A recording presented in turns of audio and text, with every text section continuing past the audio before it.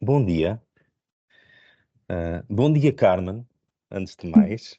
Bom dia. Obrigado por teres aceito o convite deste desafio, que acho que é interessantíssimo. Acreditamos que vai ser uma oportunidade muito boa, para aprendermos todos um pouco, e partilhar também um pouco as experiências e aproveitar a disponibilidade da Carmen, para partilhar um pouco também daquilo que possam ser algumas questões que queiram fazer. Quem estiver a assistir, antes de mais, que queira participar, pode fazê-lo através do chat, ok? Este momento vai ser gravado e, portanto, depois, mais tarde, será sempre disponibilizado e uma boa oportunidade para recordar aquilo que vai ser, falar um pouco sobre a comunicação com a pessoa idosa. Antes de mais, Carmen, a Carmen Garcia é mãe do Sou mãe, Pedro e do sou. João, Sou mãe, sou. tem 36 anos e é enfermeira há sensivelmente 15 anos. 15 anos, que é fantástico. Para quem não conhece por Carmen Garcia, eventualmente pode conhecer como a Mãe Imperfeita. É a Mãe Imperfeita no Instagram, no Facebook, no X, está como enfermeira imperfeita e, portanto, quem ainda não segue, pode seguir porque vai valer a pena. Nós já o fazemos e os conteúdos são interessantíssimos. Carmen, hoje vamos olhar um bocadinho àquilo que é a comunicação com a pessoa idosa. Vamos olhar para o perfil dos idosos, aquilo que são boas práticas na comunicação com os idosos, com nossos idosos e também de que forma é que às vezes se tem que construir a sensibilidade necessária para falar de coisas menos boas, não é? Partilhar más notícias, ou eventualmente tendo em conta aquilo que já pode ser uma condição natural de nós quando chegamos a uma certa idade e já existe algum tipo de demência. Portanto, a ideia é percebermos como é que nós conseguimos comunicar melhor com as pessoas idosas, certo? Certo. Força. Espero que vocês não tenham colocado a fasquia muito alta, pronto, espero não desiludir. Vou começar, e antes de falar da comunicação em si, é preciso nós percebermos o contexto em que estamos, não é? Às vezes isto agora quer colaborar, não quer? Ok, quero. As temáticas, o João já disse, portanto não vou estar aqui a referi-las de novo. Queria começar, e isto é estranho, não é? Porque eu não vos estou a ver, tenho sempre aquela sensação de estar a falar assim para o vazio, mas vou acreditar que estão todos Nós aí. estamos cá todos, Carmen. Eu queria começar por olhar para o nosso país e por perceber a evolução, e isso é fácil de vermos pelos censos, não é? Em 1971, nem 10% da população portuguesa tinha mais de 65 anos. Chegamos a 2021 e a percentagem da população com mais de 65 anos é de quase 25%. Portanto, um quarto dos portugueses neste momento são idosos, aproximadamente um quarto. As duas regiões, como podem ver aqui nesta tabela, a fonte desta tabela é o Instituto Nacional de Estatística, as duas regiões mais envelhecidas são a região Centro e o Alentejo, ambas com 27%, e depois temos, no extremo oposto, portanto, a região menos envelhecida, a região autónoma dos Açores, onde temos inclusivamente o único concelho com mais jovens do que idosos, mas disso eu falo um bocadinho mais à frente. Aquilo que eu vos queria dizer, ou a imagem que eu vos queria deixar, é que se nós retalharmos aqui o mapa de Portugal, se o partirmos em quatro, não é? Se traçarmos uma cruz, um dos, um dos quadrantes é exclusivamente composto, se calhar é mais fácil se pensarmos assim, por idosos. Eu gosto muito da palavra velhos e vou usá-la várias vezes, não vejo nada de pejorativo nela, nem uso nessa forma, queria só deixar este disclaimer. Nós somos um país de velhos que teima em não ser um país para velhos, e isso é uma coisa que nós vamos ter de mudar. E uma das primeiras coisas que temos de fazer, ou que temos de aprender, é comunicar com esta faixa da população, que com sorte será a nossa um dia, não é? Porque este é o grande paradigma e o grande mistério à volta da velhice. Ninguém quer ser velho, mas todos queremos ser velhos. A verdade é esta. Pronto, ok, isto não funciona por teclado, vou ter que passar assim. Este é um resumo também do INE, é uma projeção. Portanto, nós sabemos que em Portugal, entre 2018 e 2080, a população com mais de 65 anos passará para aproximadamente 3 milhões e o índice de envelhecimento vai praticamente duplicar. Portanto, nós neste momento temos 186 idosos por cada 100 jovens. Em 2080, os números serão acima de 300 idosos por cada 100 jovens. Na região autónoma da Madeira, estima-se que vai ser a mais envelhecida do país, estima-se que serão 429 idosos por cada 100 jovens. Só mais ou menos em 2050 é que se prevê que este índice de envelhecimento vai estabilizar. Outra coisa que eu vos queria chamar a atenção, que não tem diretamente a ver com a comunicação, é muito importante, é que há um índice de sustentabilidade potencial, não é? Portanto, é, o número, é a relação entre o número de pessoas em idade ativa, que contribuem para a segurança social e etc., e o número de pessoas inativas. Este índice, neste momento, é de 138 pessoas por cada 100 jovens. Era este índice em 2018. Portanto, por cada 100 idosos, desculpem, por cada 100 idosos tínhamos 138 pessoas em idade ativa. Portanto, já atingimos aqui um quase equilíbrio que torna as coisas quase insustentáveis. A verdade é que em 2080 vamos ter 259 inativos por cada 100 ativos. Portanto, ai, desculpe, eu enganei-me toda esta frase, vou repetir esta última parte, desculpem. O que eu vos queria dizer é que nós temos, por cada 100 idosos, 259 pessoas ativas agora, e já é difícil manter o equilíbrio, ok? Já é difícil manter a sustentabilidade. Em 2080, por cada 100 idosos, vamos ter 138 pessoas em idade ativa. Ou seja, as coisas vão equilibrar-se de uma tal maneira que, se já é difícil manter a situação sustentável, podemos pensar, por exemplo, em termos de segurança social, em termos de serviços de saúde, imaginem quando este índice passar a ser tão equilibrado, não é? Porque nós, por cada 138 ativos, termos 100 inativos, é quase uma relação de 1 para 1. E se nós pensarmos nisto, as consequências são assustadoras. Nós não nos podemos esquecer que Portugal é o quarto país mais envelhecido do mundo e estes dados são bastante recentes. Na Itália, na Europa, estamos ali taco a taco com a Itália. O país mais envelhecido do mundo continua a ser o Japão. E temos uma dicotomia muito acentuada entre o litoral e o interior. Se vocês olharem aqui para este mapa, vocês percebem que os municípios interiores são municípios muito mais envelhecidos, não é? Concentra-se a grande franja mais jovem da população, ou o sítio da população mais jovem está concentrado, é no litoral. E isto é uma coisa que nós não podemos esquecer. Queiramos nós ou não, e existindo medidas ou que se tentam implementar para combater isto, nós temos dois países dentro do mesmo país. Há um Portugal muito mais envelhecido que outro, e o próprio perfil dos idosos não é igual, e já vamos falar nisso, no interior e no litoral do país. Há uma tendência, nós temos muito uma tendência lisboa-cêntrica em Portugal, que é ver Portugal pelos olhos de Lisboa. E isso é um erro, e é um erro quando comunicamos inclusivamente com os idosos, porque as pessoas vivendo no mesmo país, sendo culturalmente semelhantes, não é? Há diferenças importantes. Só chamar-vos aqui, isto é mais uma curiosidade, os municípios mais envelhecidos do país são Oleiros, Alcotim e Almeida, os mais jovens são Ribeira Grande, Lagoa. João, vocês vão aceitando quem está na sala de espera ou querem que eu aceite? Não, tranquilo, nós fazemos essa parte. Ok. Pronto. Ribeira Grande, Lagoa, que também na região autónoma dos Açores e Santa Cruz, são, era só para não confundirmos com a Lagoa do Algarve, são os concelhos com o índice de envelhecimento mais baixo. São os únicos 3 do país, já agora, onde os valores da população jovem são superiores aos da população idosa. Portanto, são os únicos 3 concelhos do país onde a pirâmide demográfica ainda tem, de facto, a forma de uma pirâmide. Depois, deixamos o país e passamos aos idosos de uma forma mais particular. Em 2017 foi feito um estudo em Portugal, um estudo muito completo e robusto, foi feito por investigadores do Porto, com os idosos mais idosos, com os grandes idosos, que são aqueles com mais de 80 anos, e nesse estudo mostrou-se que 57% dos muito idosos, portanto, têm dificuldade em andar ou subir escadas, portanto, estamos a falar de mais de metade da população. 39,1% referem problemas de visão. 35,1%, estamos sempre a falar em percentagens, em limitações de audição. 34,4% dificuldades de memória e de concentração, e cerca de um quarto dos idosos indica constrangimentos na comunicação com os outros. Obviamente têm de existir constrangimentos. Esta imagem que eu escolhi aqui, para o lado direito do ecrã, não é aleatória. Uma das maiores barreiras à comunicação com o idoso que nós temos é a questão auditiva, a questão da hipoacúsia. E esta é uma barreira importante, inclusivamente porque, às vezes, basta isto para nós acreditarmos que cognitivamente o idoso não está intacto ou não tem a sua cognição mantida quando ele tem. Aquilo que ele tem é uma brutal dificuldade de comunicação.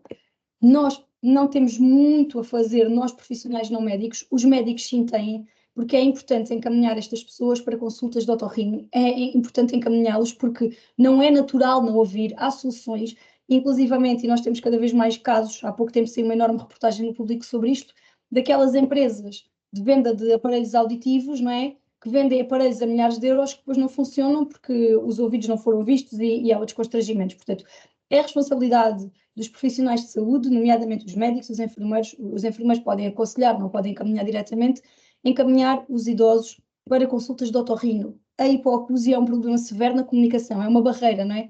Pois é assim, eu conto-vos um exemplo muito concreto. Eu tenho um filho surdo.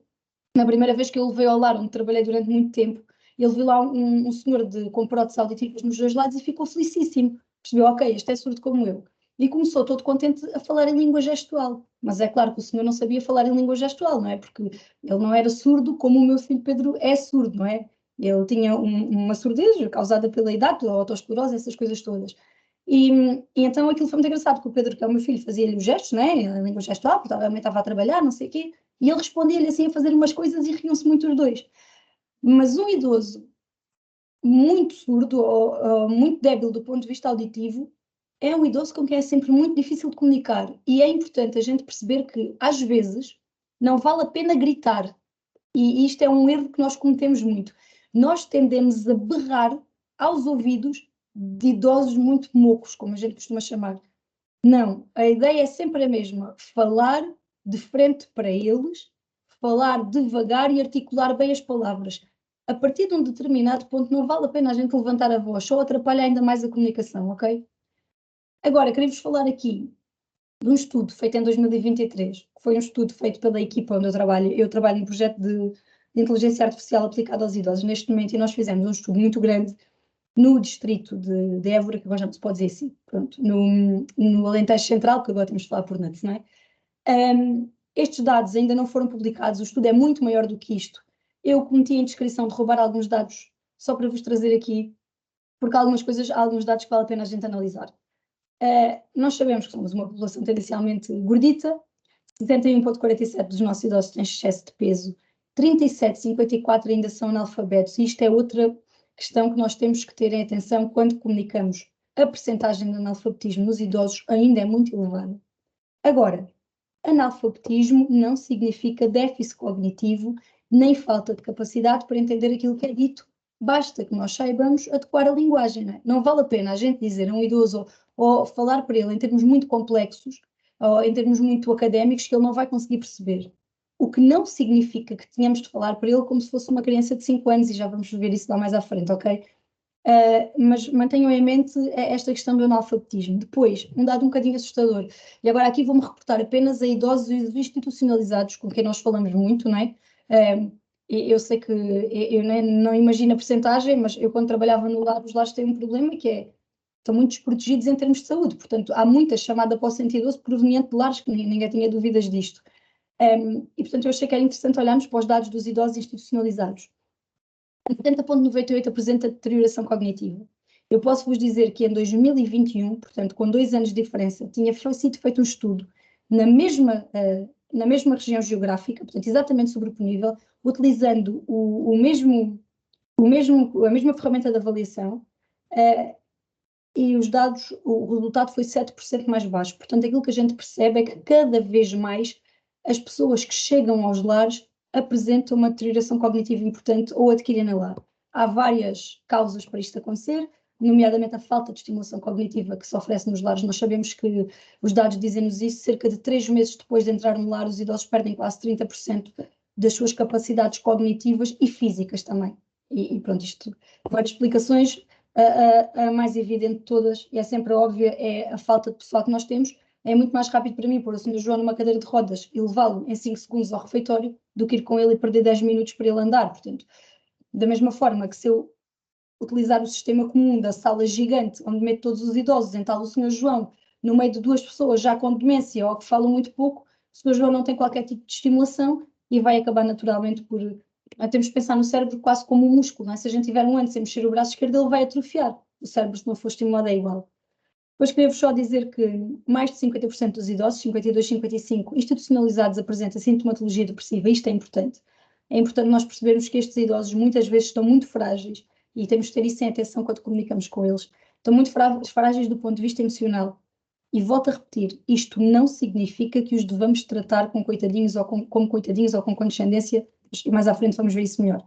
Depois queria-vos só dizer que eu até escrevi isto só ao contrário, escrevi que 5,9% dos idosos institucionalizados são independentes no autocuidado, porque achei que ficava melhor do que dizer que 94% são, ou 94,1% são totalmente ou muito dependentes no autocuidado. Isto era só para vos dar aqui uma ideia da caracterização da população idosa. Finalmente, estes dois, não vou estar aqui a ver exaustivamente estes quadros, mas para terem alguma noção, 80% dos idosos entre os 75 e os 84 anos, isto são dados portugueses, dispõem de recursos económicos limitados, e 51,6% destes mesmos idosos dispõem de recursos sociais limitados. Portanto, aquilo que eu vos dizia ao início, Portugal é um país de velhos que teme a não ser um país para velhos, é muito verdade. E isto nota-se em tudo o que lhes oferecemos, mas também na comunicação. Agora, vocês vão dizer que raio de imagens são essas, ó Carmen? Tu, de facto, não sabes o que estás aqui a fazer, mas eu juro que há aqui uma lógica subjacente. Eu quero-vos falar do senhor da direita, porque acho que ele é culpado pelo maior erro de comunicação que nós fazemos diariamente com os nossos idosos, mas não queria que vocês achassem que os problemas com os idosos começaram na Grécia Antiga. Não é verdade. Nós conseguimos, através das figuras e das gravuras e de quem estuda a época, perceber que já em tempos muito remotos, pré-históricos quase, ou não é quase, é pré-históricos, muito lá para trás, no período paleolítico, nós já temos evidências disso, os idosos eram deixados para trás, não é? Numa altura em que os povos eram essencialmente caçadores-coletores, quem já não estava fisicamente capaz era um peso, era um estorvo. E, portanto, essas pessoas eram deixadas para trás. As tribos deslocavam-se de um lado para o outro e os idosos ficavam. Sendo que os idosos tinham 20 e poucos anos, porque a esperança média de vida no Paleolítico era de 28 anos. E agora, não vou resistir a fazer isto, sabem aquelas pessoas que fazem a dieta paleo e que defendem muito a dieta paleo, naquele tempo é que se vivia bem. Eu vou-vos só dizer, a esperança média de vida era de 28 anos, portanto, se vocês acham que isto é viver bem, se calhar, não sei. Eles podiam viver muito bem naquele tempo que viviam e muito saudáveis, mas alguma coisa acontecia para morrerem com 28. Parece-me que a gente há de viver um bocadinho melhor, não sei. Mas isto para vos dizer que vem de tempos imemoriais, não é? Esta coisa de os idosos serem um peso ou serem um estorvo. E depois, aqui este senhor da direita, que era um dramaturgo grego chamado Aristófanes, teve a saída, para mim, ou das saídas mais infelizes da história. Porque ele que nasceu no ano 400 e tal antes de Cristo disse uma frase que até hoje marca a forma como nós comunicamos com os idosos em Portugal. Portanto, este senhor disse, os velhos são duas vezes crianças. E, portanto, para mim, aqui o senhor Aristófanes, que teve lá a importância que teve, ele até era mais comediante, portanto, escrevia teatro, mas até era mais comédia, ele aqui devia estar a tentar fazer alguma piada, mas infelizmente não foi percebida assim, e portanto, para mim, Aristófanes é o culpado pela infantilização do idoso que a gente continua a promover. E este é o pior erro que a gente faz quando comunica com os mais velhos. O Brasil, esta coisa aqui do lado direito, esta imagem, é de uma campanha brasileira. O Brasil fez uma campanha muito, muito forte e tem trabalhado muito isto, muito mais e muito melhor do que nós, sobre esta questão da infantilização dos idosos. Eles dizem idoso não é criança, idosos não são crianças e de uma vez por todas nós temos de perceber isto. O que é infantilizar um idoso? É tratá-lo como se a sua maturidade e as suas capacidades cognitivas não fossem as de um adulto. Como se o idoso tivesse o mesmo nível de compreensão de uma criança da primeira infância. Eu dou-vos aqui, escolhi aqui uns quantos exemplos. Por exemplo, nós tendemos muito a fazer isto. Vamos lá pôr a fraldinha, coma lá a papinha, sente-se aqui na cadeirinha. Não. Osinhos e osinhas são para cair, ok? Outra muito importante e que é terrível, porque para além de ser infantilização, é um exemplo forte de má educação e que infelizmente é transversal, é o tratamento por tu. Não se tratam idosos por tu. A não ser que eles nos tenham pedido especificamente para o fazer, não há nenhuma razão objetiva para se fazer isto que não seja a falta de tato. E eu percebo que as pessoas o fazem, às vezes com carinho. Ah, Maria, anda lá aqui. Mas a Maria não anda lá aqui porque a Maria não anda com a gente na escola. A senhora Maria ou a dona Maria pode vir aqui, ou a sua dona Maria, como elas às vezes preferem. Eu tinha um colega que tinha muita mania de tratar os idosos por tu. E houve uma vez um que disse assim, este parvalhão, o idoso, este parvalhão Azalio disse para me tratar por tu, pá. Qualquer dia digo-lhe. Então porquê é que não lhe diz, Sr. Júlio? E olha, por não quer que ele se zangue. Mas aquilo era ofensivo. Ele ria-se para ele, mas não gostava. E eu já vos vou aqui mostrar provas concretas disto que vos digo. Outra coisa, isto acontece muito na emergência pré-hospitalar e acontece muito nas consultas médicas, é falar para a pessoa que acompanha o idoso em vez de falar para o idoso. Isto é clamoroso. É para o idoso que a gente fala. Se nós estamos se o paciente é o idoso, se é o idoso que se está a sentir mal, se é o idoso que nós vamos transportar para o hospital, a gente não fala para a filha a dizer, olha, vou levar o seu pai para o hospital, como se o pai não estivesse ali, a gente não tivesse que lhe dizer primeiro, senhor João, vai para o hospital. Isto é outro sinal de infantilização, ok? Nós fazemos isto constantemente. Parece a professora dos nossos filhos a dar os recados aos encarregados de educação. A gente é que precisa de receber a mensagem a dizer amanhã não se esqueçam de trazer o lanche, pais, amanhã envio o lanche para a visita de estudo. Mas é porque os nossos filhos têm 6 anos. Os idosos não são, eu vou dizer outra vez o mesmo, vou estar sempre a repetir, os idosos não são crianças e é para eles que nós temos de falar. As informações sobre o estado de saúde de um idoso são para ser dadas ao próprio idoso, salvo os casos onde existe compromisso cognitivo evidente, uma demência diagnosticada. E ainda assim, nestes casos, nós devemos informar o idoso daquilo que lhe estamos e vamos fazer, ok? Depois, não incluir o idoso em programas. Vamos agora levar o idoso. Não, porque ele já nem gosta, coitado, ele já nem... Não, ele gosta e se ele tiver capaz, ele deve ir. Depois, não debater temas da atualidade com o idoso. Esta também é uma questão interessante. A gente fala com os idosos sobre coisas do antigamente, mas debatemos muito pouco as questões da atualidade, porque a gente assume que eles não estão já por dentro, que isto já nem é bem o tempo deles. Isso é um erro. Eles estão vivos. O Miguel Esteves Cardoso tem uma crónica muito interessante, tem várias, não é? Mas tem uma que me toca particularmente, que é onde ele tenta explicar, ou onde ele mostra que ser velho é estar vivo. E que nós, socialmente, temos muita ideia de colocar os velhos ali na pré-morte. Parece que os velhos estão mortos, mas não estão. A morte vem a seguir. E enquanto as pessoas estão vivas, têm as mesmas necessidades de todas as outras. Portanto, sim, estão vivos, estão no tempo deles. O nosso tempo é o tempo dos nossos idosos. Somos contemporâneos todos. Depois, outra que nós fazemos, a torta e a direito, desconsiderar a opinião da pessoa nas decisões que lhe dizem respeito. E isto, em termos de comunicação, é muito importante. Vou-vos dar um exemplo de uma coisa básica e depois de uma mais complexa. Por exemplo, há lares onde a roupa que os utentes vestem é escolhida pela auxiliar previamente, no dia antes. Estamos a falar de uma coisinha de nada, mas que não devia ser feita. Mas alguém me escolhe a minha roupa? Num lar, não é suposto, se os idosos estão capazes disso, então o que é que é vestir? Pronto. Ou seja, quando nós desconsideramos a opinião da pessoa, até nestas pequenas coisas, imaginem nas grandes. E nas grandes temos aqui, por exemplo, tem que ir ao médico, eu não quero, mas tem de ir. Tem de ir porquê? Imaginemos uma equipa do INEM, vai à casa de um idoso, e de repente, olha, tem que ir para o hospital, e ele diz, eu não quero. Mas a sua situação, não sendo assim uma coisa gravíssima que ele está, mas devia ser visto pelo médico, ele diz, eu não quero. A gente não tem que estar ali a dizer, não, mas tem que ir porque a gente é que sabe, a gente é que manda, a gente é que sabe. Eu é que sei como é que visto os meus filhos, porque se os deixar escolher, eles vão de galochas em julho e de t-shirt em dezembro. Mas eu não tenho que fazer isto a um idoso nunca. E eu não escolho pelos idosos e eu não tenho que opinar nas decisões, ou não tenho que opinar, ou não tenho que impor as minhas escolhas nas decisões que lhes dizem respeito, nem nas pequenas, nem nas maiores. Esta infantilização do idoso traz consequências. E esta infantilização sente-se nas nossas atitudes e também na forma como comunicamos. Os idosos sentem-se impotentes porque sentem que não podem gerir a sua própria vida, que não são donos da sua própria vida, não é? Porque não lhes é perguntado o que é que quer vestir, o que é que lhe apetece fazer, não lhes concordam em irmos para o hospital, concordem a quebra da autoconfiança, porque a gente, esta coisa da infantilização também nos faz ter uma proteção excessiva do idoso. E nós, quando os protegemos em excesso, acabamos por fazê-los acreditar que já não são capazes de fazer nada, que já precisam só de ser protegidos. Depois tem a noção de perda de dignidade. A perda da autonomia traz sentimentos de incapacidade, não é? Eles, muitas vezes, aquela conversa de já não serve para nada, o que é que eu ando aqui a fazer? E isto é muito agravado pela forma como a gente comunica. E queria-vos só dar aqui um apontamento. Este apontamento não é necessariamente sobre comunicação, mas há uma coisa que a gente faz terrível, que é, tenho vontade de fazer xixi. Isto acontece muito em lares, em ambulâncias, faça na fralda. Se a gente tem uma arrastadeira na ambulância, a gente deve metê-la. Claro que não estou a falar de situações gravíssimas, reparem.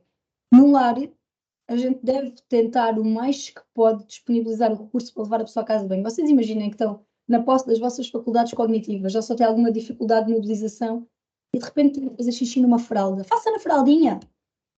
Isto é duro, não é? Depois ficam ali urinados até que alguém vos vá trocar.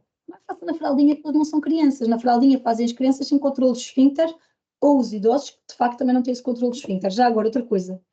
Isto é uma parte, vou fazer muitos, desculpem. A incontinência não é natural, está bem?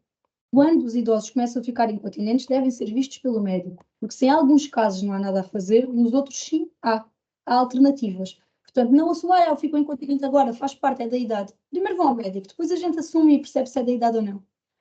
E, obviamente, infantilizarmos o idoso e tratá-lo como uma criança vai deixá-lo triste. Lembrem-se daquilo que vos disse, mais de 50% dos idosos em lar em Portugal têm sintomas depressivos. Agora vocês dizem, não, mas estas coisas agora, estas modas não são modas. Em 1983, um estudo inglês mostrou que, apesar de muitos profissionais apresentarem um discurso infantilizador ou infantil para com os idosos, a maioria deles sentia-se desrespeitado. E há vários exemplos neste estudo, é um estudo bom, que depois, se quiserem, podem consultar, apesar de ser antigo, em que a esmagadora maioria dos idosos entrevistados diz que não consegue confrontar o profissional e dizer que não gosta de ser tratado assim, porque tem medo de ser desagradável, porque tem medo que depois o profissional fique chateado e já não o trate tão bem. Portanto, a maioria faz aquilo que a gente chama come-cala. Eles não gostam, mas não dizem. Aqui falava-se particularmente neste estudo do tratamento por tu. Eu volto a referir, não se tratam idosos por tu. Nós podemos ser igualmente atenciosos, igualmente profissionais, igualmente compassivos, tratando as pessoas como elas merecem ser tratadas, que não é por tu, a menos que elas o peçam especificamente. Depois, um estudo de 88, repara, isto são estudos mais velhos, este já não é mais velho que eu, mas o primeiro era. Mas os estudos dizem-nos que a maioria dos idosos acredita ser infantilizada não pelas suas condições individuais, mas devido aos estereótipos sobre as capacidades dos idosos. E é um dos maiores preconceitos que a gente tem, já vamos falar disso um bocadinho mais à frente, mas esta coisa do preconceito para com os idosos é aquilo que eu vos dizia. É outra das coisas que a gente precisa urgentemente perder. Depois, a Universidade de Oxford lançou também um estudo que saiu em 2021 numa das revistas mais importantes da área, que diz que mesmo para os indivíduos acometidos de doenças cognitivas, esta forma de tratamento não aponta nenhuma eficácia. Portanto, não é mais eficaz a gente tratar por tu, não é mais eficaz a gente andar ali com os inhos, com os diminutivos constantes, quer uma sopinha, sente-se na cadeirinha, quer um caldinho, não se fala assim para os idosos. Porque nem eles gostam, apesar de não serem capazes de nos dizer, nem há nenhum benefício disto, eles não se sentem nem mais amados, nem mais acarinhados, não há nenhum benefício aqui. Avançando, como eu vos falava, o idadismo é real, ele está aí, ele existe. E o que é o idadismo? E não é possível comunicar com idosos ou comunicar bem com idosos se nós não tivermos a noção de que quase todos nós somos um bocadinho idadistas. Temos uma discriminação e algum preconceito com base na idade. Era aquilo que eu vos dizia da infantilização, quer dizer, eles são todos como as crianças, que não são, é a pior frase do mundo, mas temos sempre aquele preconceito, ele já está mais identificado, já não... 1 em cada 3 idosos em Portugal refere sentir-se vítima de discriminação em função da idade. E este conceito está demasiado enraizado na sociedade. Eu vou-vos dar aqui um exemplo. Vocês estão a ver a primeira foto da esquerda, onde está um casal de idosos. Vocês vão de reparar que quando um casal de idosos se apaixona no lar, aquilo é um burburinho. Os velhos passaram-se. Estão malucos. Até agora, nesta idade, é que lhes foi dar para isto. Está tudo apanhado dos carretos. Puseram-se malucos. Eu tive um casal que se apaixonou no primeiro lar onde eu trabalhei, que casaram no lar. Os filhos dela nem foram ao casamento, porque aquilo era um desrespeito, ela estava louca. Eu nunca a tinha visto tão feliz. A mulher era viúva há 30 anos e os filhos ainda diziam que aquilo era um desrespeito pela memória do pai. Quer dizer, é das tais coisas. E assumiram que a mãe, eles assumiram sempre que aquilo era um delírio. Nós, humanos, nós não somos ilhas. Ninguém nasceu para viver sozinho. E isto é verdade, desde o momento em que nascemos até ao momento em que morremos. O afeto, as nossas necessidades de afeto, de carinho, de amor, são transversais durante toda a nossa vida. Mas se vocês repararem, a gente vê um casal de idosos a apaixonar-se no lar ou a namorar e começamos... Porquê? Porque a gente espera que é velho, esteja a jogar às cartas no jardim ou a ver as obras, né? A gente sabe que o sítio para os velhos estarem na nossa cabeça é olhar para as obras, a ver as obras, claro que a gente, né? Ou jogar as cartas no jardim, e normalmente vemos velhos homens, porque as velhas mulheres estão em casa, em casa, com a bata vestida, a tratar do almoço, a ver o Gocha, a ver a Tânia, depois a ver a novela. Nós somos muito preconceituosos com os idosos, e nós falamos muito em racismo, em homofobia, Então é idadismo. E eu não me estou a excluir deste grupo, atenção. Mas nós nunca vamos conseguir comunicar bem com idosos enquanto não nos livrarmos deste peso. Os idosos estão vivos, os idosos são humanos e têm as mesmas necessidades de carinho e afeto do que nós. E é muito importante que a gente perceba isto. Eu dei este exemplo do amor entre idosos porque é um dos casos mais evidentes, não é? Há muitos outros. No outro dia, só para vos dizer como ninguém está imune a isto, e eu esta é a minha matéria com que trabalho todos os dias, cheguei ao multibanco e estava lá uma velhota com um molho de papéis na mão. E eu, pronto, vai-se pôr a pagar as contas todas, vou sair daqui ao meio-dia. Mas porquê? E uma pessoa começa logo a pensar, mas esta gente que nem tem nada que fazer, o que é que vem para aqui de manhã entupir? Ela pagou aquilo tudo em 3 minutos. Foi super rápido. Mas eu, no meu...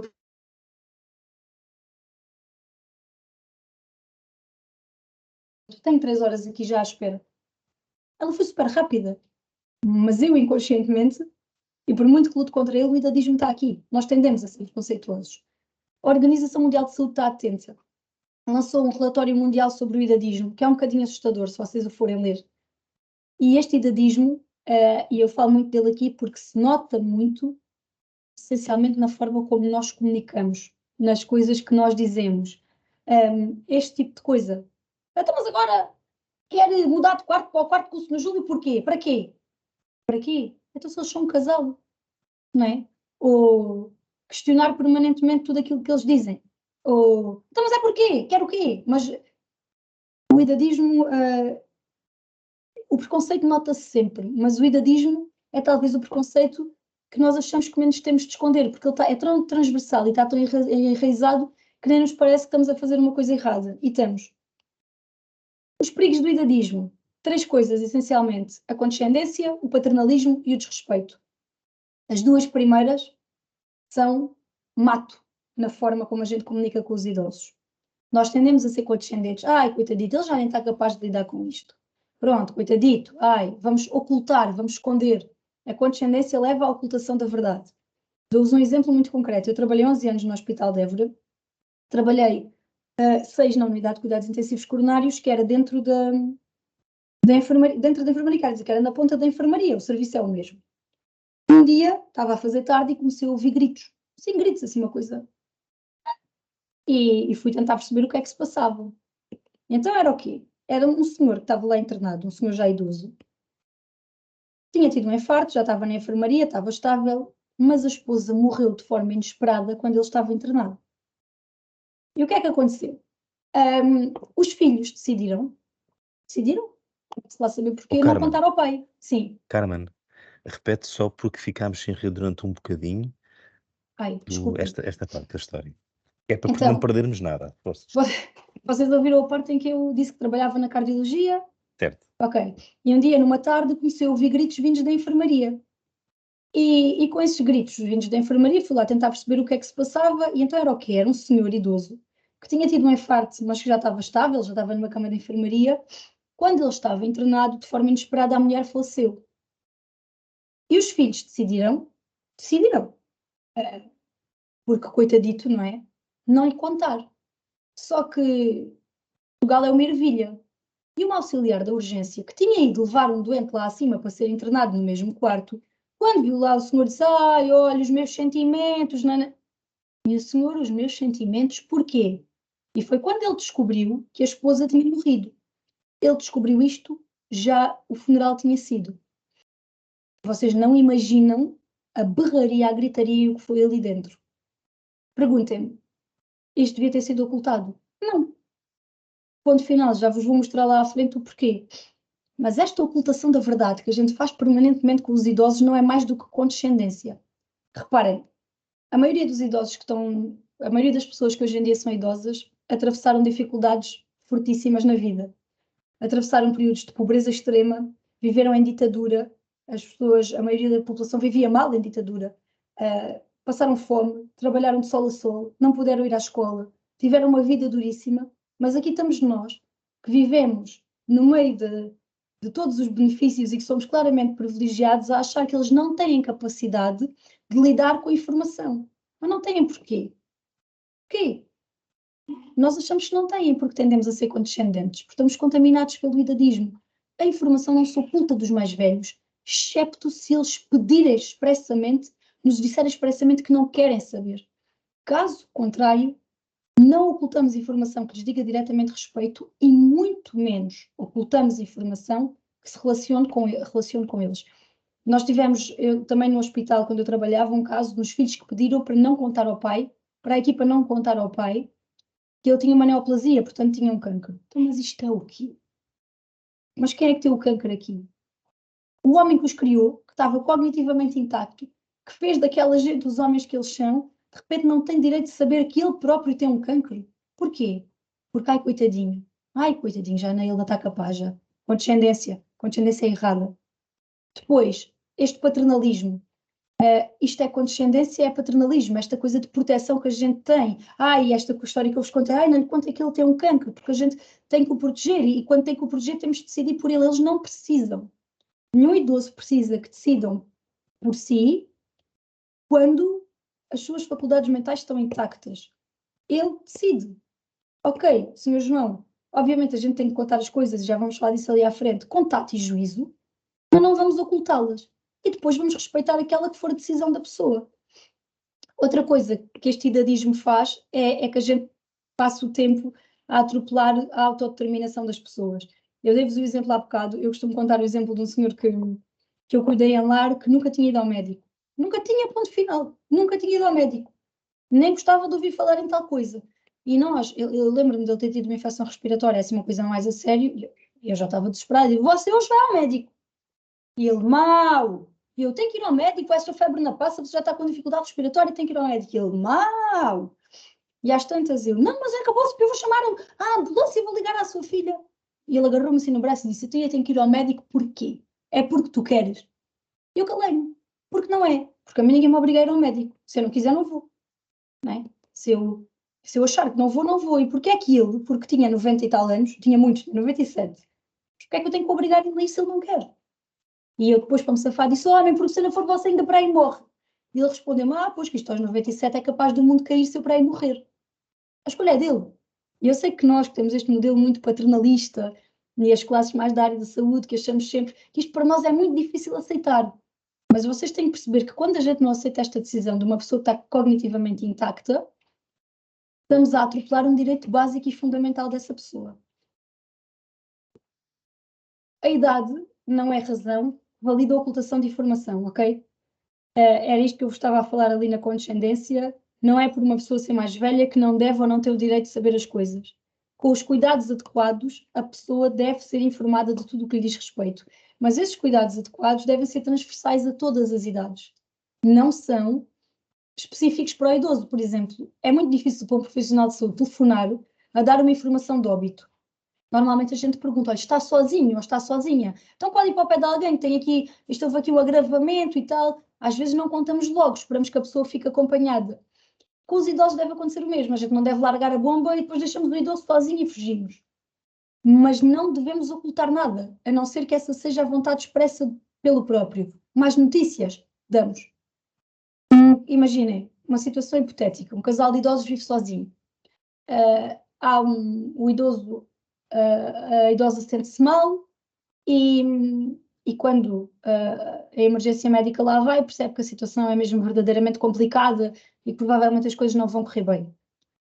Isso é para dizer ao idoso que fica, é para dizer ao marido, garantir que alguém fica com ele, um filho, um vizinho, alguém, mas não ocultar, não dizer, isto vai tudo correr bem, pronto, agora não podemos dizer mais nada. Não, olha, as coisas não estão bem, nós achamos mesmo que isto pode correr mal, o quadro é muito grave, mas não se preocupe que vai ter informações e nós vamos fazer o melhor possível. Não se preocupe não é? Mas nós prometemos que vamos fazer tudo aquilo que pudermos.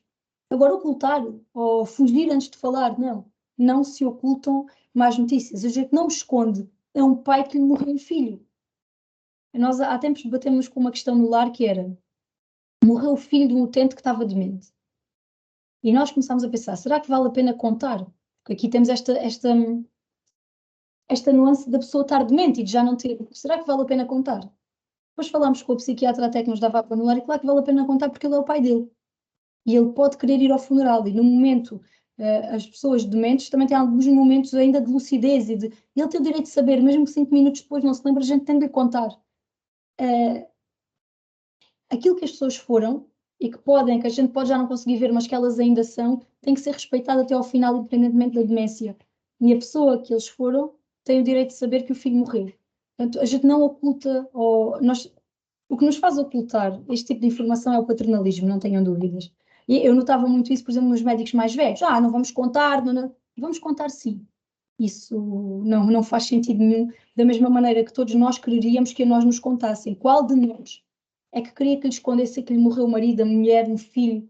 Qual de nós é que aceitaria que se fosse contar isto, ou que não nos contassem a nossa condição real de saúde, mas entretanto contavam aos nossos filhos? Não é assim que funciona. A autodeterminação das pessoas, as pessoas têm o direito a saber tudo aquilo que lhes diz respeito. A idade não valida a ocultação de informação. Carmen, antes de Depois, continuar, força. as questões são colocadas e são pertinentes. Eu não consigo ver o chat porque estou a partilhar o Mas ecrã. eu vou ajudar. No caso de serviços, e consideremos que estamos num contexto de uma prestação de cuidados de saúde através de um serviço de ambulância e há um contexto familiar que diz que não quer que se diga à pessoa que de alguma forma se opõe a esta boa prática. Esta é uma das perguntas. Eu acredito que saiba qual é a resposta, mas, Carmen, e depois outra é se de facto eu vou ler, sem assumirmos questões de idoneidade, como lidar com as eventuais recusas do doente em deslocações à unidade hospitalar. Sempre, obviamente, que o seu caso clínico o condicione. Portanto, estas duas questões, que é a não vontade expressa, consciente, do acesso aos cuidados de saúde e a questão dos familiares colocarem como uma obstrução a boas práticas de comunicação, vamos dizer assim, e de informação. Ok, então, o idoso tem o estatuto maior acompanhado? Não. É um idoso, se tiver esse estatuto, nós temos que ouvir a família. Não tem. É um idoso na posse das suas capacidades cognitivas, a família lamento, mas não tem nada a dizer aqui. A família não quer, mas isso é um problema que é da família. Porque aquilo que nós temos de fazer nós perguntamos, ok, o seu pai, a sua mãe tem o estatuto maior acompanhado, tem alguma demência diagnosticada? Não. Então lamento, mas a família não se pode sobrepor aqui. A vontade da família não se pode sobrepor ao direito do idoso. Não é? Vontades não se sobrepõem a direitos. Pronto, acho que é uma resposta curta, mas bastante direta. E depois, certo. esta recusa hospitalar, olha, eu vou-vos dar um exemplo. Uma vez recebi um senhor na unidade de cardiologia que vinha acordado, tinha tido um infartão gigante, tinha acabado de fazer angioplastia primária. Transferi-me para a cama da unidade e ele disse que quer ir embora. E nós, então, mas homem, você acabou de levar um 70 aí na escura, quer ir embora. Sabe o que é que aconteceu? A gente deu-lhe o papelinho para ele assinar e ele foi-se embora. A gente não pode amarrar pessoas à cama do hospital, não os pode impedir de sair, da mesma forma que não podemos impedir uma pessoa só porque é velha de nos dizer eu não quero ir. Então imaginem, vocês estão na rua e percebem, são chamados, não é? Uma equipa é chamada e chega lá, só que em vez da pessoa ter 80 e tal anos, tem 30. E diz eu não quero ir. O que é que fazem? É igual. A gente não pode trazê-los. Eu não sei se o INEM tem algum formulário que, como os hospitais têm, não é? O hospital tem, nós imprimimos um documento que eles assinam, que é a alta contra o consentimento clínico, onde são explicados os riscos dessa alta, mas a decisão é da pessoa, é sempre da pessoa. Exatamente. E neste caso também. Se esse papel não existe, se não deveria existir, onde a pessoa possa garantir que foi devidamente informada dos riscos e que mesmo assim a sua decisão é não ir, porque é uma decisão válida por muito que a nós nos custe. A pessoa tem o direito de não querer esses cuidados. Pronto, portanto sim, se eles recusarem, deveria existir um documento que nos permitisse, ou permitisse que os profissionais ficassem protegidos. Existindo esse documento, existindo esse documento, a pessoa assinando, o nosso trabalho está feito. Sendo que temos sempre que explicar as consequências da recusa. E sim temos de dizer, não ir ao hospital neste momento, o seu quadro é grave, pode significar que não vai sobreviver. Se ele mesmo assim disser, como disse o Manel, e então? Pronto, é assinar o papel e a gente segue caminho. Carmen, só para Sim, informação de todos, nós colocamos aqui no chat exatamente dois links dos documentos que são usados e que fundamentam tudo o que acabámos de partilhar. Portanto, vamos a isso. Ok, ótimo. Só para acabar, porque não queria estender-nos muito mais do que uma hora, gostava de fazer isto certinho. Aqui sobre a comunicação na demência. Portugal é o quarto país da OCDE com mais pessoas com demência. Eu disse-vos há bocadinho que 60% das pessoas em lar apresenta deficiência cognitiva. E uma coisa que vos digo é, E isto é uma pesquisa do Google, mas eu só queria mostrar que há várias notícias nesta área e que isto continua a ser um tema, ou cada vez mais é um tema importante, e eu não tenho dúvidas que a demência vai ser o grande desafio dos cuidadores. Só que nós temos um problema muito grave, que é nós não sabemos comunicar com pessoas dementes. Não sabemos. E estou a falar nós profissionais de lares, profissionais de saúde, profissionais da geriatria nas diversas áreas, profissionais do pré-hospitalar, nós não sabemos. Não há fórmulas mágicas.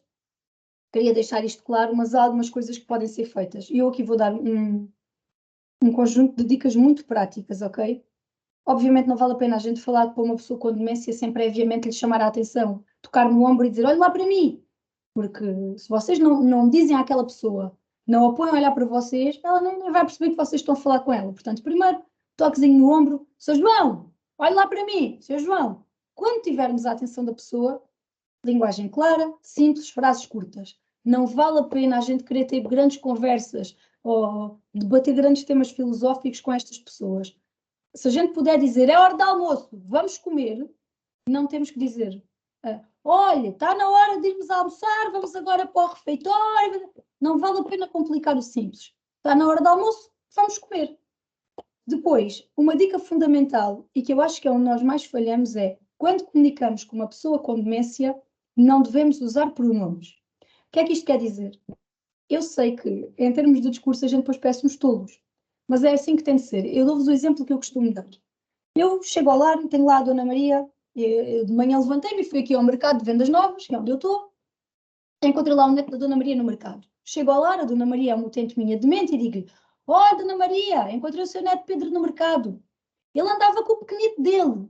Ele diz que logo à tarde vem cá ao lar vê-la. Está bem? Ele mandou-lhe beijinhos.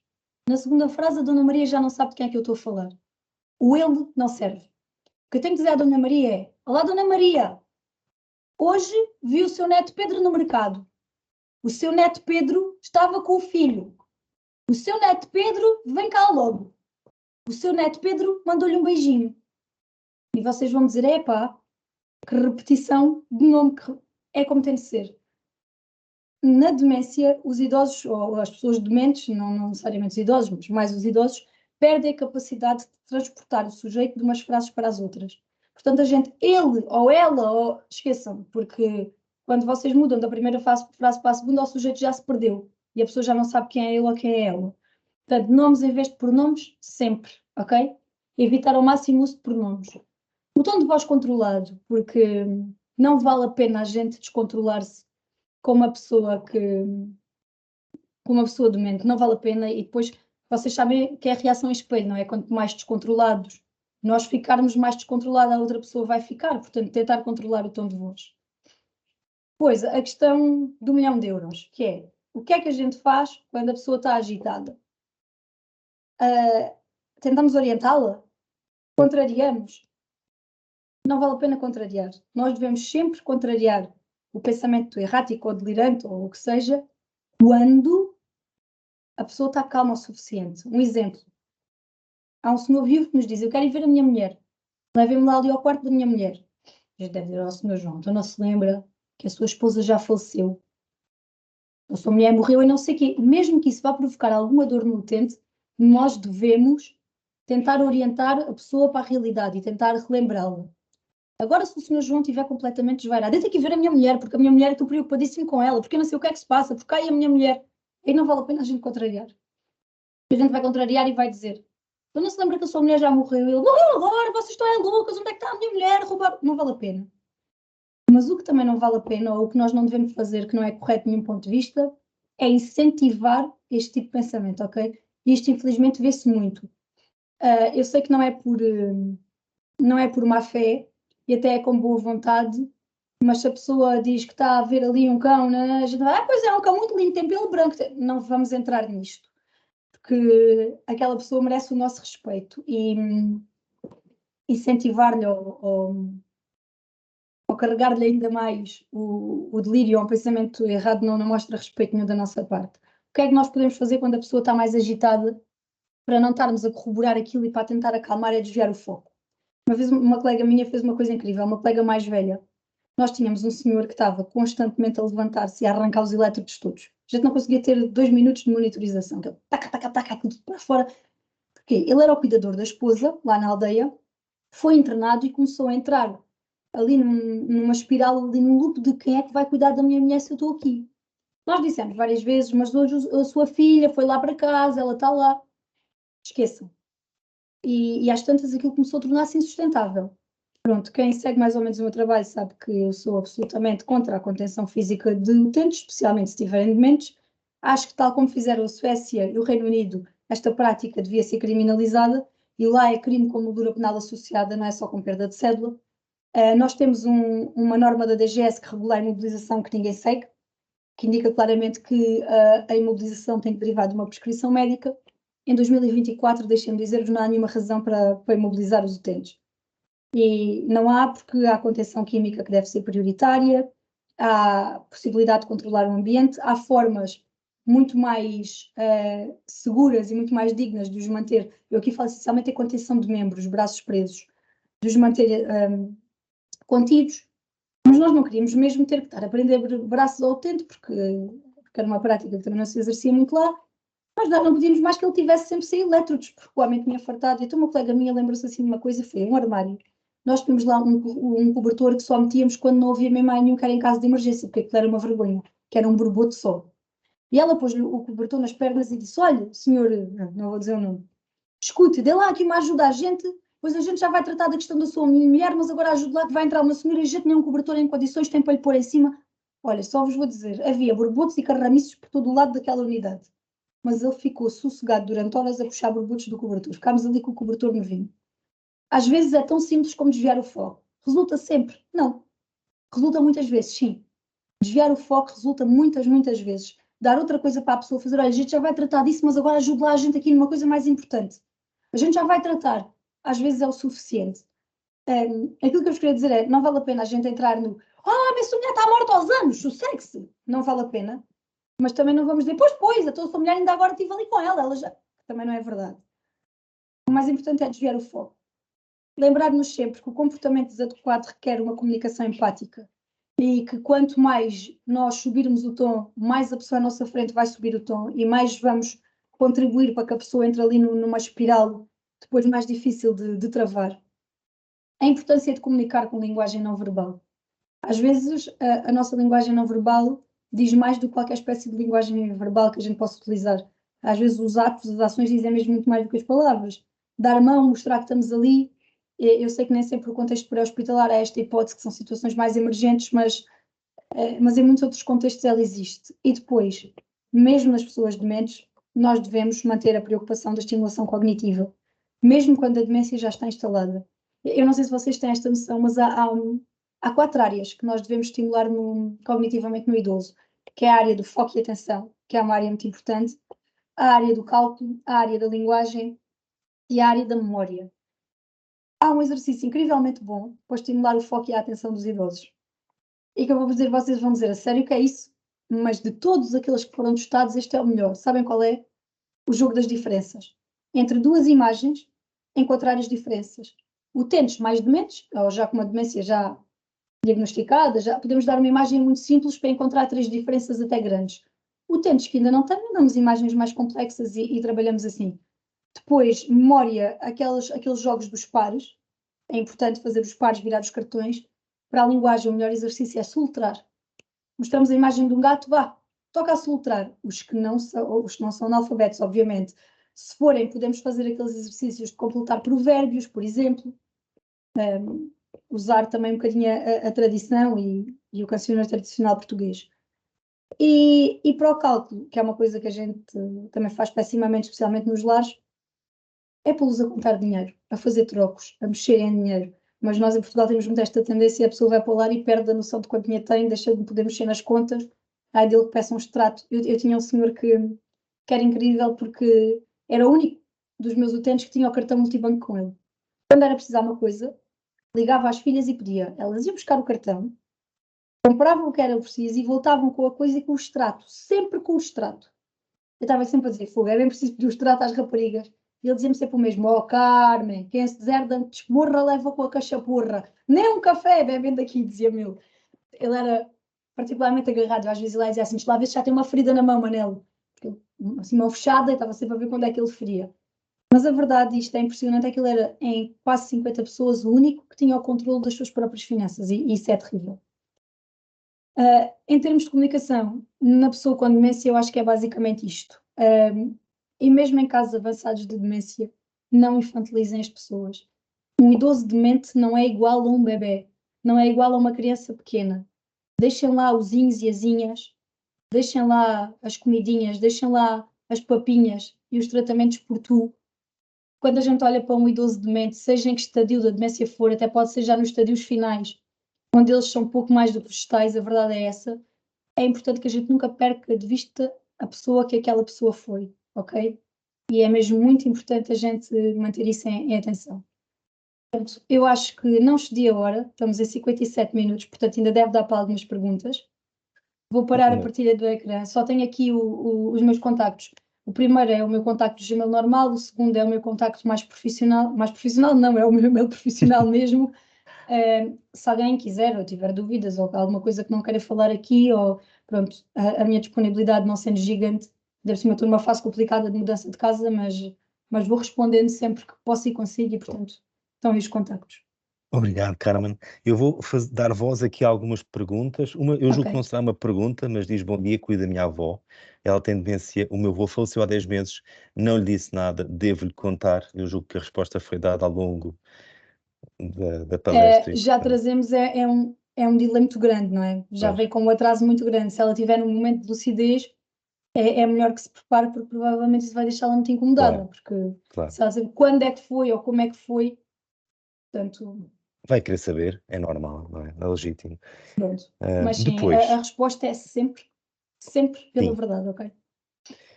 reunindo as condições que ainda há pouco se falou, de estar acompanhada, de garantir que, obviamente, depois há um suporte que, naquele primeiro momento, Obviamente. consiga gerir, ajudar a gerir. Depois, e já falámos aqui sobre o jogo das diferenças, da memória, e a pergunta que se coloca é: alguma estratégia para abordar o idoso agora, numa tentativa de persuadir, quando eles não querem ir para o hospital, fazer exames complementares de diagnóstico, que de facto estão naquilo que é o seu plano de tratamentos, vamos dizer assim, ou de cuidados. Por preguiça, se calhar já naquele dia não querem, o dia a seguir até lhes dá vontade, não é? Mas Como é que a gente faz? aí o mais importante é deixar bastante claro as consequências daquilo, não Uhum, é? É deixar bastante claro, dizer, não quer ir. Olha, se não quer ir fazer hoje, não vai fazê-los mais. Depois vai uhum, piorar, não vai, a sua médica não vai ter os exames que lhe foram pedidos, não vai conseguir tratá-lo convenientemente, assume essa responsabilidade. Normalmente isto basta.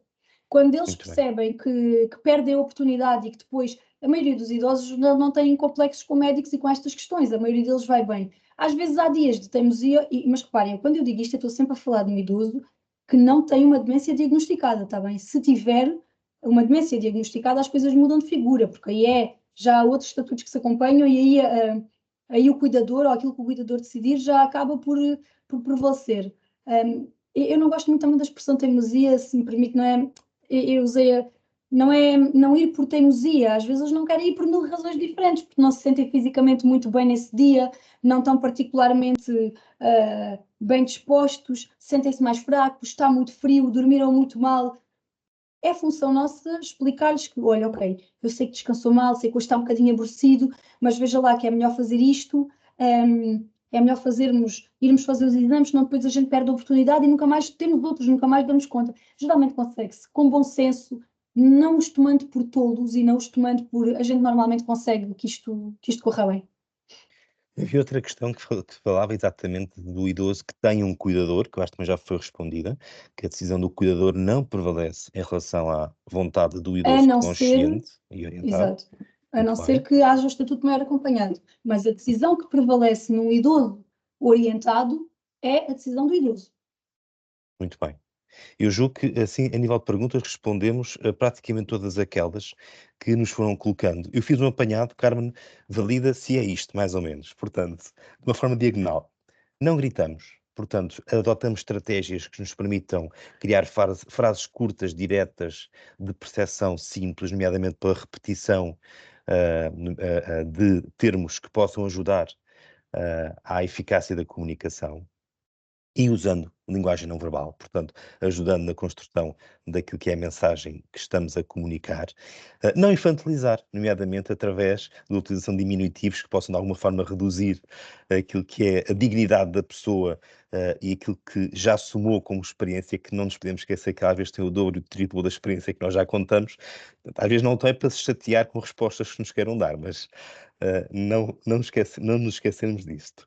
E que é uma pessoa, que enquanto pessoa que é ser sensorial, tem um conjunto de necessidades que têm que ser preenchidas e que têm que ser respeitadas, e que é a ferramenta para que a nossa comunicação seja o mais eficaz possível, a capacidade de nos colocarmos no lugar do outro através desta empatia, de colocar a pergunta: e se fosse comigo, eu por certo gostaria de saber, gostaria que me dissessem, gostaria que me perguntassem, e portanto este exercício de nos colocarmos como velhos, não é? Que ainda não somos, mas que seremos,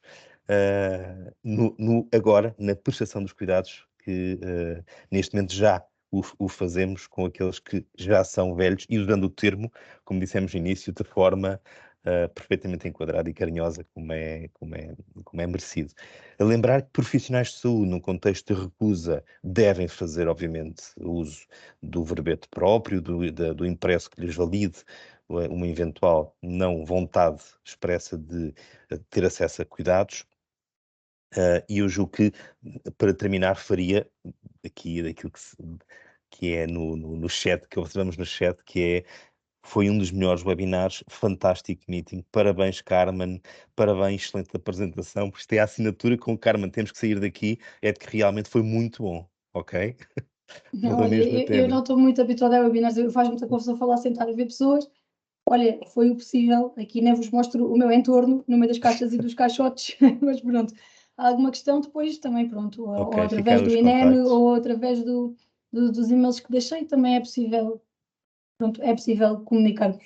Muito bem, Carmen, ficam a pedir mais, portanto, dizem que Epá, gostariam de ter deixa lá a minha vida, deixa lá a minha vida voltar ao lugar, que mais isto agora calma. está Está bem, difícil. Eu queria voltamos. também só agradecer à minha entidade profissional, que é a Dexis, que me libertou esta Uhum. hora. Portanto, eu trabalho a tempo inteiro. Estou a fazer isto para o INEM em regime voluntário, não é? Foi uma. Não, ou seja, eu queria deixar claro que a minha empresa, eu só estou a fazer isto e só consegui fazer este webinar porque houve da parte da empresa onde eu trabalho a disponibilidade total para me deixarem nesta hora parar o meu trabalho e vir fazer isto portanto, queria agradecer à Dexis que não têm de o fazer e na verdade fizeram Não, e sim, portanto queria deixar isto aqui também. Não quer ser uma ingrata e só pude estar convosco esta hora porque eles me cederam e não objetaram nada e ficaram contentes que eu viesse. Pronto. obrigado. Carmen, obrigado. Tenho a certeza que nós tínhamos aqui todos a saber comunicar muito melhor com a pessoa idosa. Obrigado pela tua disponibilidade, obrigado por teres aceito o desafio, e agora fica lançado pelos comentários para uma nova oportunidade e um novo tema, está bem? Vamos falando. Ok? Adeus, Obrigado, Carmen. obrigada. Até à próxima.